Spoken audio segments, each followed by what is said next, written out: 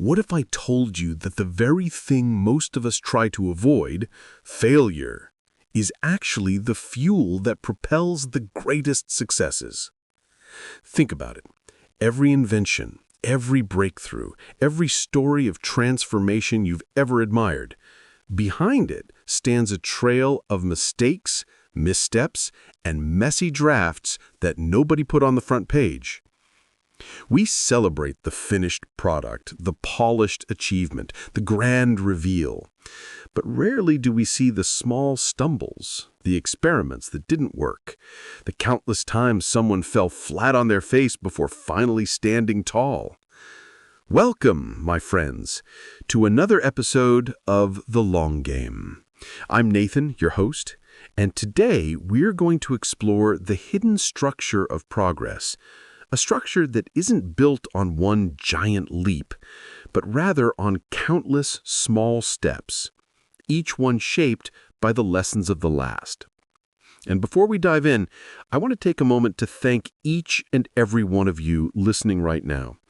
Your time is precious, and the fact that you've chosen to spend it here means the world. I read your messages, your comments, and your feedback, and they remind me that this isn't just a monologue. This is a shared journey of people committed to growth, people who understand that real success is not a sprint, but a series of carefully learned marathons. Now, let's set the stage. When we talk about success, society loves to tell us it's about hitting the target, getting it right the first time, or somehow outsmarting everyone else by being naturally talented. But life, as anyone who's played this game long enough knows, doesn't reward the myth of perfection. It rewards persistence. And persistence, at its core, is built on something very counterintuitive. Not avoiding mistakes, but embracing them. Specifically, embracing the small, manageable mistakes that teach us more than any book or lecture ever could. Imagine a child learning to walk. Every stumble, every wobble, every tiny fall forward is not a failure in the traditional sense. It's the exact process of learning. If that child waited until they could walk without falling, they'd never take the first step. It's the same with us, no matter how old we are, no matter how advanced our careers or investments or personal projects may be. The essence of growth is iteration. That cycle of trying, adjusting, trying again, and slowly climbing upward, even if each step looks insignificant on its own. Let me give you a story to picture this more clearly. Think of Thomas Edison, the man behind the light bulb. People often quote him as having failed over 1,000 times before finding a filament that worked. Now, whether it was hundreds or thousands doesn't matter. What matters is that he saw each attempt, not as a failure, but as one more data point, one more refinement in the process. He wasn't failing backward, he was failing forward. Each small step brought him closer to the answer, and that is the exact principle we're diving into today. Iterative success. But here's the twist. This isn't just about famous inventors. This principle applies to anyone chasing mastery, whether you're learning a language, building a business, managing your finances, or simply trying to become a better version of yourself. Every mistake you make is part of the tuition you pay for wisdom. And the best part, if you keep your mistakes small, the cost stays affordable, while the lessons compound into something invaluable over time. So in this episode, we're going to unpack how to actually apply this mindset in daily life. We'll talk about why failing forward in small steps is safer than trying to leap across the canyon in one bound. We'll explore how iteration creates a feedback loop that accelerates learning. And we'll see why those who master the art of small, deliberate stumbles often outpace those who try to play it safe or wait for the perfect plan. Think of it this way. Life is less like a straight road and more like a maze. You don't solve a maze by standing at the start and calculating the entire path in your head.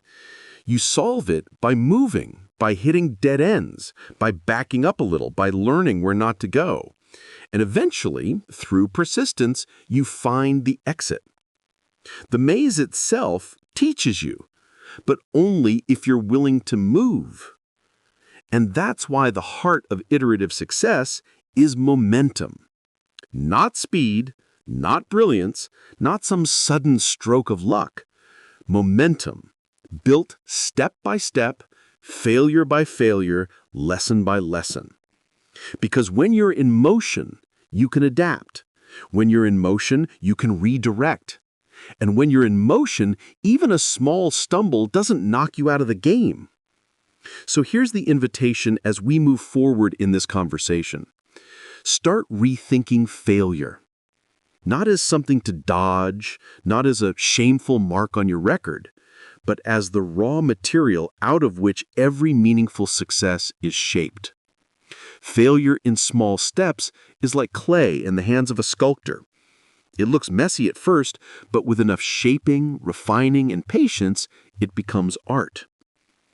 Stay with me because in the next part, we're going to break down exactly how to design your life and your work in a way that encourages these small steps, and how to make sure that each stumble is pulling you forward rather than dragging you down.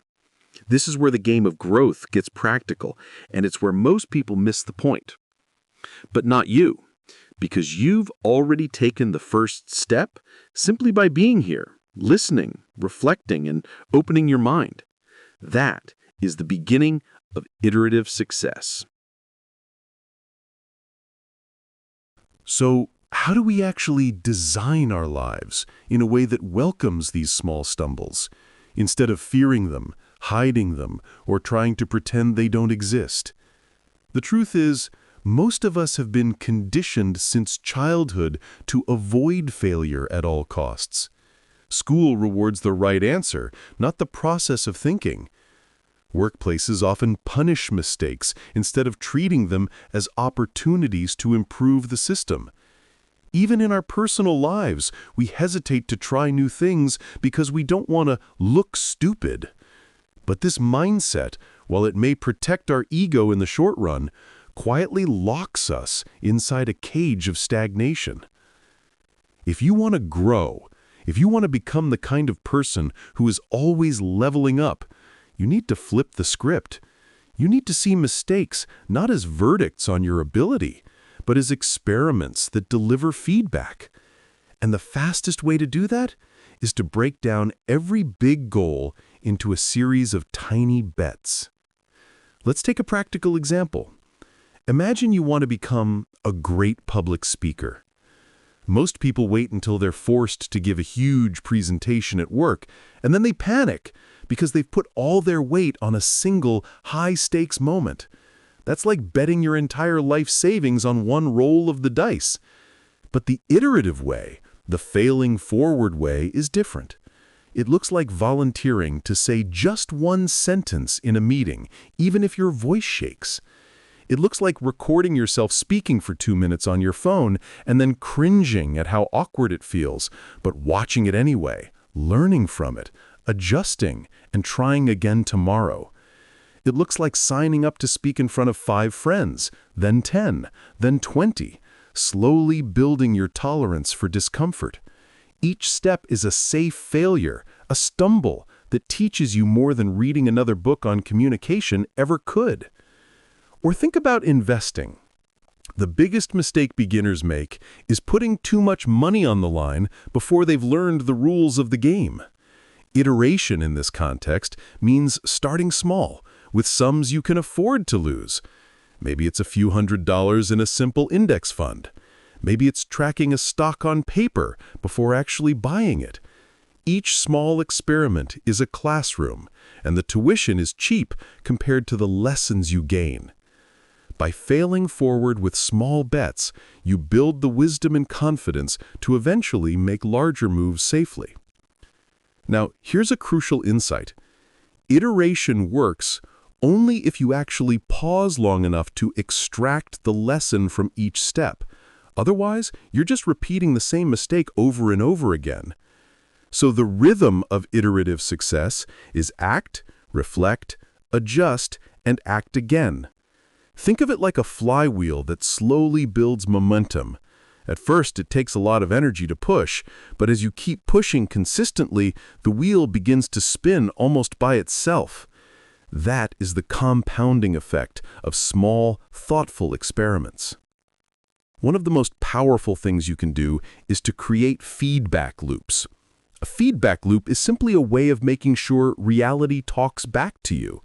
For example, if you're learning to write, you don't just write for yourself in a notebook, you share it, you publish it, you invite people to comment, criticize, and respond. That feedback, even if it stings, is the data that allows you to refine your craft. Or if you're building a product, don't wait until it's perfect to show the world. Ship an early version, even if it's rough. See how people use it. Notice where they struggle, where they light up, where they walk away.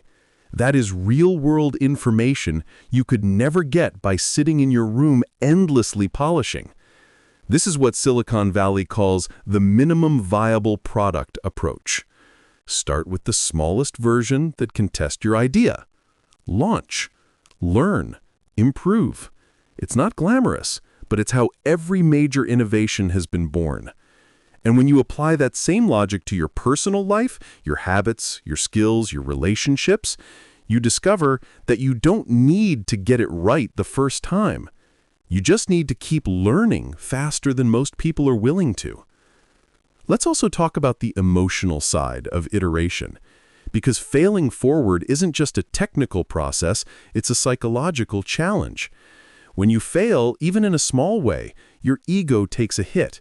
You might feel embarrassed, disappointed, or exposed, and the temptation is strong to quit, to avoid the discomfort by stepping back into the safety of routine.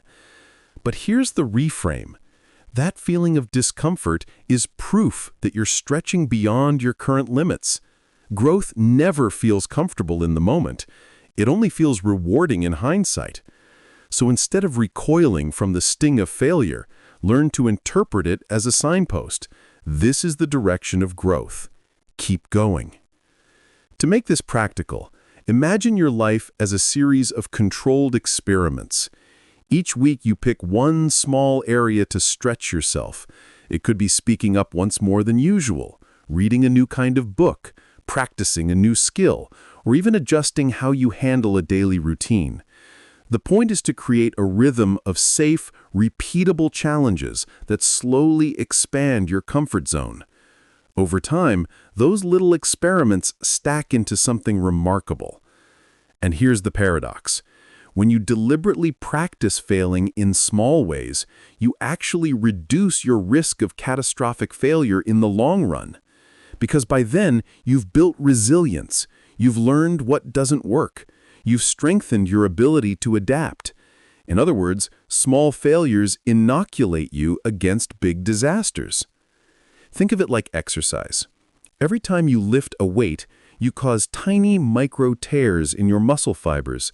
That damage is uncomfortable, even painful, but the body responds by repairing the muscle stronger than before. Iteration is the same process applied to your character, your skills, and your ambitions. Tiny tears, tiny failures, leading to stronger growth.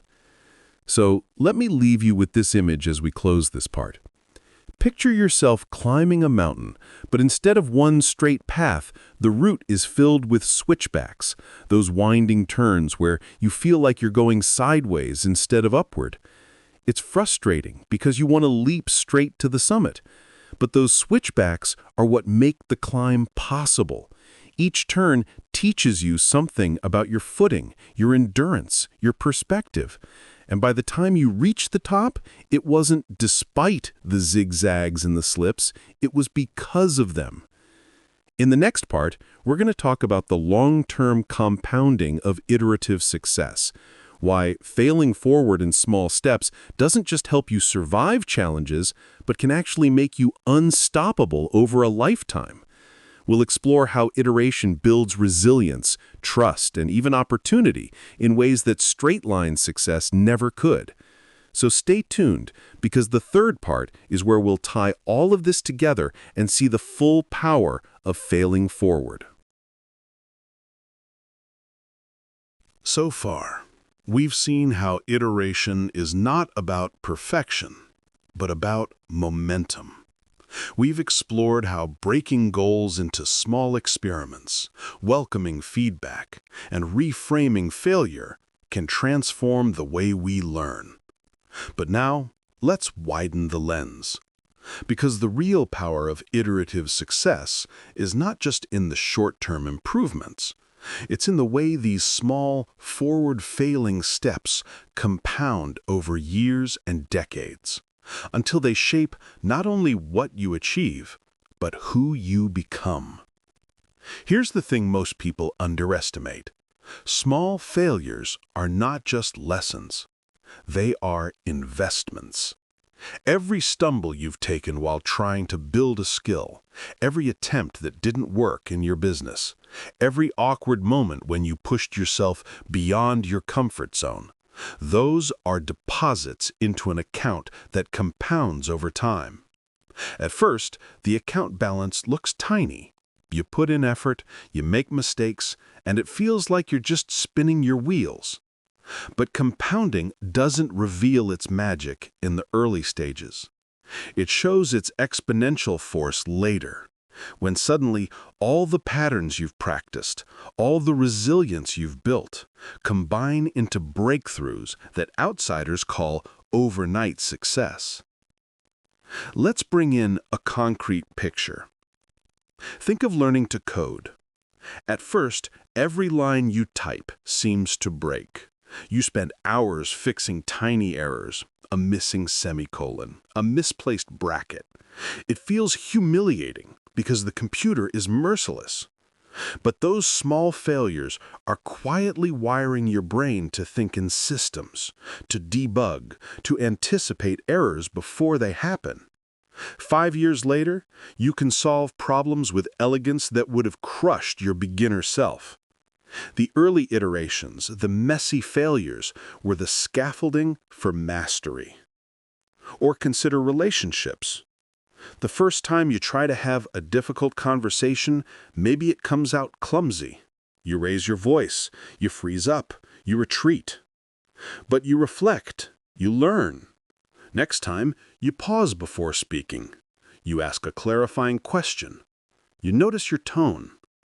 Over dozens of iterations, you become the kind of person who can navigate conflict with grace and strength.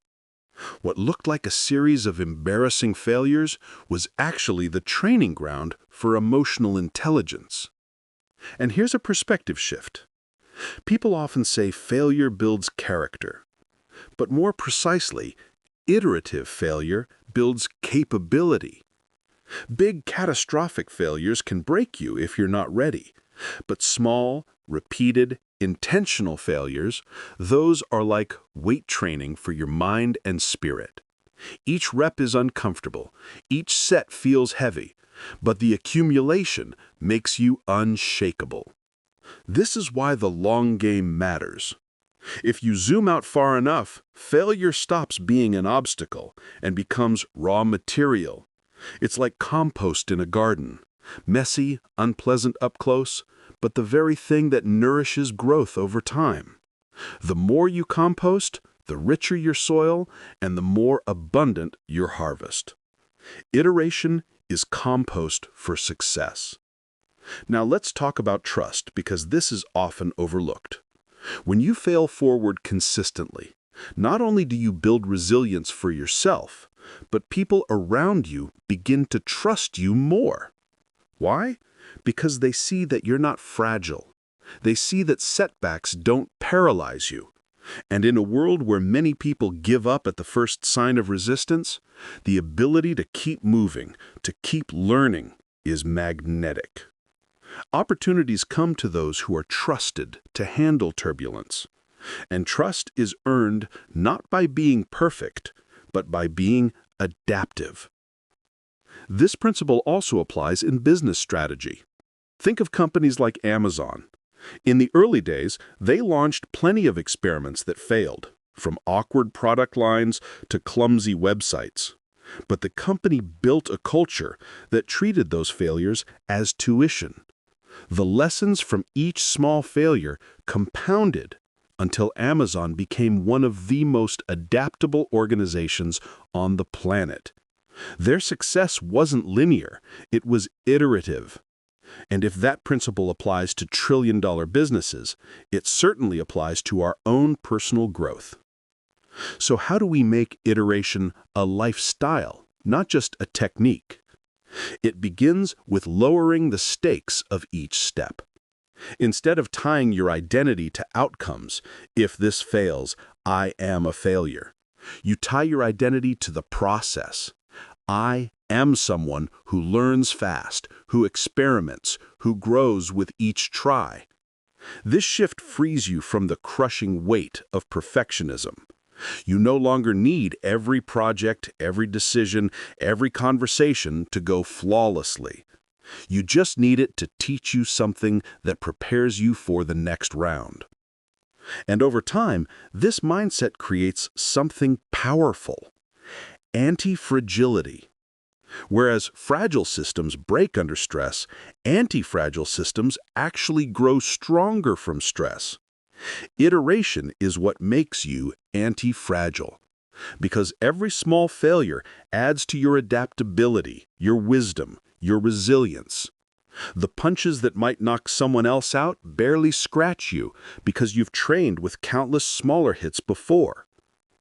Here's a practical takeaway for you to carry forward.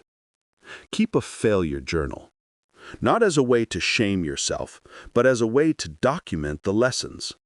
Write down one mistake or stumble each day, along with what it taught you. Over time, you'll look back and see a map of growth, a pattern of resilience, and more importantly, you'll see that what once felt like painful embarrassments became milestones on the path of progress. And here's the ultimate paradox. The more comfortable you get with small failures, the less you fear big ones. Because you realize that failure is not the opposite of success. It is the path to it. The opposite of success is stagnation, paralysis, refusing to try. Failure is simply the price of admission to the game of growth. So as we close this episode of The Long Game, let me leave you with this. Success isn't about one heroic leap. It's about the rhythm of falling forward in small steps again and again, until what once felt impossible becomes inevitable.